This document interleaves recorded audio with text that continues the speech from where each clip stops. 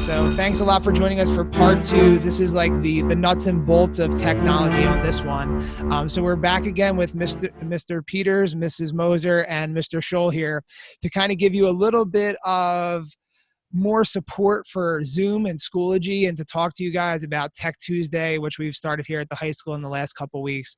So thanks a lot for taking some more time out to talk to us today. In the last episode, we talked about the introduction of all these new tools. We talked about, I think it was Mr. Peters mentioned that, we all mastered Google Classroom and Google Meet last year, and now we're in Zoom and Schoology.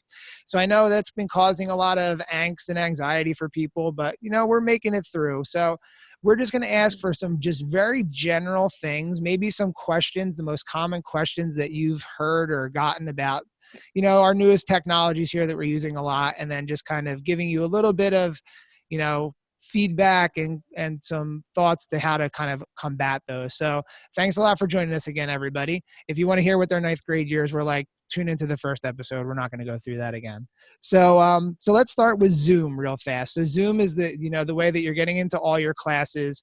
What have you heard from students, or the frustrations? Like, if I'm a student at home, like, what should I know about Zoom? Because there's lots of cool stuff that's in Zoom, but I don't think students really know about it yet, or even have used it more than just like logging on. So if I'm a 9th grader sitting at home and I'm trying to figure out how to use Zoom in the most efficient way, what are some tips or strategies that you can give me for that?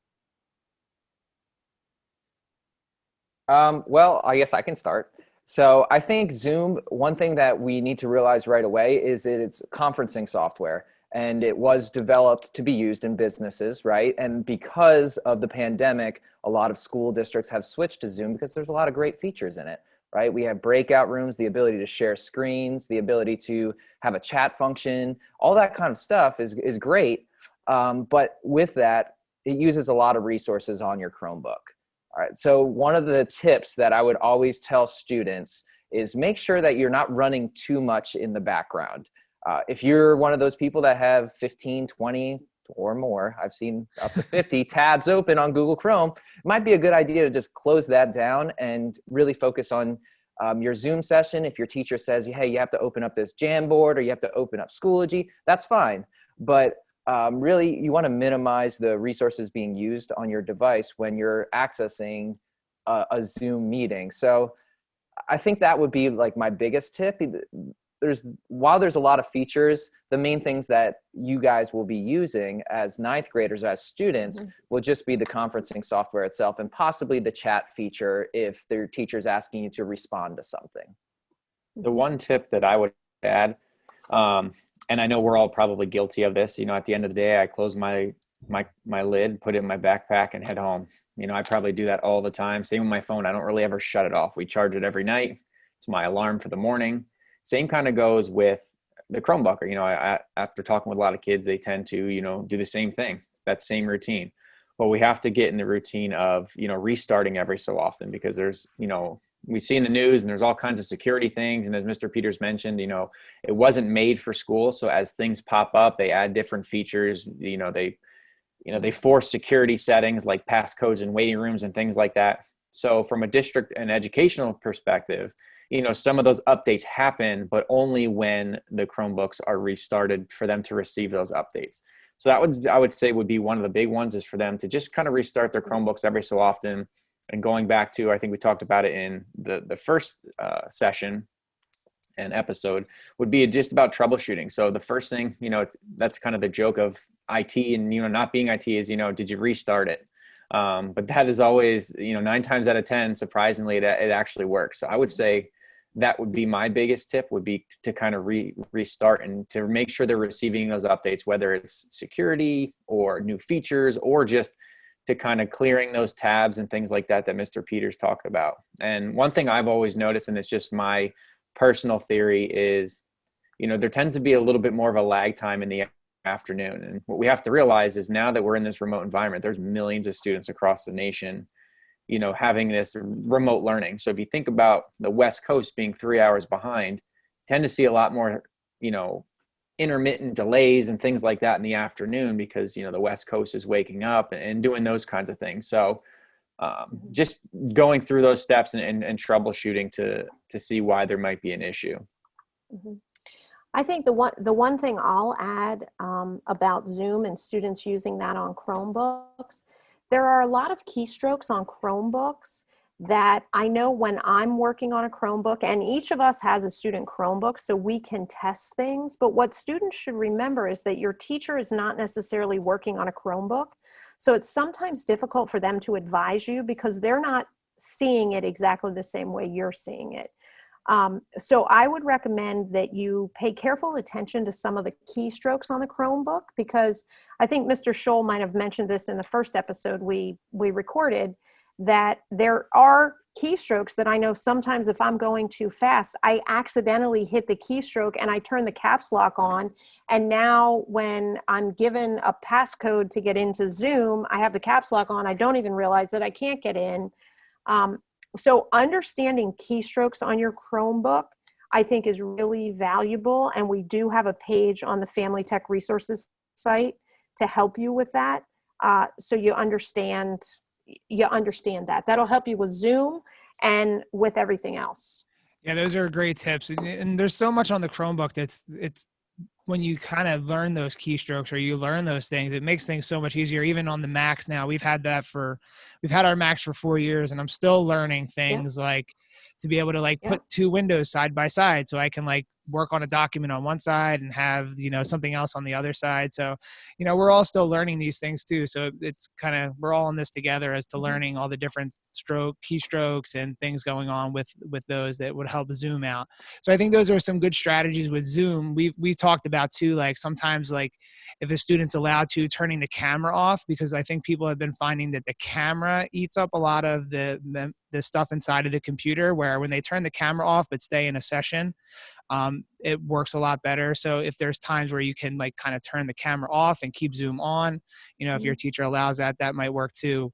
But I think I liked at the beginning where it's like not having 25 tabs open. So you can't try to watch Netflix and try to be on Zoom and try to be on all the other things at the same time. So it's kind of an easy giveaway there. So lots of good stuff for Zoom. So we'll keep them kind of short because there are like bountiful resources that you have all produced and put out there.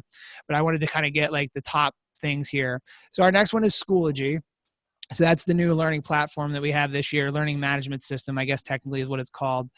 So again, I'm just going to ask for like one big kind of takeaway for how to navigate Schoology and kind of, I think a lot of people are finally starting to get it. One thing that I think would be kind of interesting if you can speak to, and I know it's been a bigger issue than what we have, but like linking your drive to Schoology or like making sure that your drive is linked. I think that seems to be something that students kind of, I don't know how that happens, but that's something that kind of comes up a lot. But like, if you're looking or thinking about what are some of the troubleshooting tips for Schoology related things that might be critical for our students to kind of know, just the quick ones, and then obviously they can go explore the further details that you guys have. You want me to take that one? Go ahead, Mr. Yeah, we're going to defer to Mr. Scholl. Yes, Mr. Scholl is the Schoology expert. He answers all of the high school questions about Schoology, so he may dominate this part of the conversation. That's okay. Also referred to as Schoology. But it's not Schoology, right? Though it's not. No, it's not. I was thinking of trademarking it, but I decided not to. So I'm going to answer the first one about the linking of a Google Drive. And this happens to us. So if you think about it from, how that workflow of Google and Schoology work. And, if I leave on a Friday and I'm inside of Schoology or Gmail, sometimes if I'm not on my computer, I open up Sunday or Monday, it's going to ask me to re-authenticate and make sure I'm Mr. Scholl at eastpennsd.org. Schoology does the same thing. So when you're disconnecting, the reason you might not be able to open a Google Doc is because in Google, a lot of the times we have it set so that, a Google Doc is anyone at eastpennsd.org can view. So Schoology doesn't recognize that we haven't reauthorized or reconnected our drive. It doesn't recognize that we're part of East Penn. So all we need to do is just make sure we reconnect it. And going back to what Mr. Peters and Mrs. Moser mentioned about our Family Tech resources, we've been creating these new tutorials based on feedback from teachers, parents, students, and that was one of them. And just basically going through the two different steps that they can to kind of reconnect and reauthorize. And from the feedback that we've gotten, one of those two steps works, whether they're trying to access it in an assignment or they're trying to submit an assignment through the Google Drive. So there's two steps I would recommend go visiting our Family Tech resources and kind of watching that quick video on how to kind of reconnect and re-authenticate. Then some tips, and feel free to jump in. Two of the ones that I would recommend, especially being in this environment, talking about those soft skills, and a lot of kids don't even know this, is each class that they're in has their own class calendar. So when you log in on the right-hand side, you see everything that's upcoming, whether it's an assignment, a discussion. One thing you don't realize is through the calendar icon, they have the ability to kind of create their own calendar, and think of that as like a digital, like agenda book for, time management, thinking about things that are coming up, whether they have to review, kind of making a to-do list, and just really utilizing that to kind of overlay your own personal agenda book and kind of line that up with things that you have coming up. So just, going back to that time management, organizing, what you have to do throughout the week, I think is very, very valuable. Okay, and I would add in kind of very similar to that is manage and customize your notifications. Schoology can send out a lot of notifications, or you can manage to just choose the ones that you want. Let's say you want to know when an assignment has been posted. You can customize those notifications, I believe, per class. Is that right, Mr. Scholl? Mm-hmm. Yeah, so you can customize it per class. A lot of that, you can go into your notification settings and really look at all the different aspects and all the different options to make it work for you. Because a lot of this stuff, one of the benefits of Schoology here is that it can really be customized to not just the teacher's needs, but the student's needs as well. And so I would say definitely go into your notification settings and look those over. And a lot of them have like little tips and things by it that explain what that means. And then Schoology has a really great help desk for all of that stuff too, if you're confused at what a certain notification option is. Mm-hmm. Can I add in one more? Do you have one, Mrs. Moser? No, go for it. I just wanted to add real quickly, Mr. Peters, as he was talking, made me think of it, is, we're in this remote environment, and a lot of times, I get a question from a teacher or a student is, how can I, write on this document, or how can I do this? And one thing to mention, we put it out there before, but the Schoology app is really, really a nice app. It's intuitive. But the nice thing is you can submit an assignment, you can take a test, you can answer discussion all through the app. So what makes it nice about that is if you have something printed out or you do something for a class that's physical, downloading that Schoology app, you can take a picture of it and it will pull from your camera roll. So it makes it really easy. Instead of scanning it, you can take a picture of it, submit it through Schoology. It'll pull from the camera roll on your mobile device, whether it's a phone or an iPad. And then the teacher can see that. So that's a lot easier if you think about certain classes, especially like math and, some more hands-on classes that aren't using it, maybe like art and things like that. It's just easier to take a picture, and then the teacher can view it as if they were right in front of you. And I see some teachers, annotating and making, that personalized feedback that we focus on at the high school and kind of sending it back to the kids. So just going back to that workflow just makes it a lot easier. So I highly recommend downloading the app, because not only for those assignments, but as Mr. Peters mentioned, getting those notifications to your phone that, hey, Mr. Stuchko posted a course update, comes through instantaneously, which kind of helps with a lot of those other, time management skills and things like that. Yeah. I don't really have specific Schoology tip other than really making sure you're able to communicate with your teacher in that Schoology environment. Like, that's a biggie for me, is that making sure students understand how they can connect to their teachers directly through Schoology. And also understand the difference between the type of assignments you're getting. A teacher can, they can assign a regular assignment where you're just uploading something that they've asked you to upload and submit, or that they can assign you a Google assignment where they're actually giving you a template of a Google tool, and then it's creating your copy and you're submitting that. I've seen students be confused they operate a little bit differently. So understanding the difference, I think, would be good. So as we kind of wind up this mini episode here, I know you've mentioned it before, but for parents or students that are listening at home, can you just direct them where on our website they could find the tech resource guide? Yeah, I think the website, there's actually a button at the top, and I'm not looking at it right now, so I can't confirm that. But it is located on our site. If I can get a second here, I could pull it up just to make sure. But you can also access it at, so as soon as you log on the site, there's 3 buttons at the top. The third button is Family Tech Resources. So Yep. that's for students and parents. We do have separate spots there for different things. Like Mr. Scholl created a page just for parents in Schoology, getting connected in that aspect. But he also has a page there for students in Schoology, and that's where some of these videos that he was talking about, the reconnecting Google Drive and stuff, they're in there for students to see. But again, I think it's also bookmarked on their Chromebook, so they'll be able to go in to the bookmark right in Chrome and access the Family Tech Resources right there as well. But that should be the first stop whenever issues arise.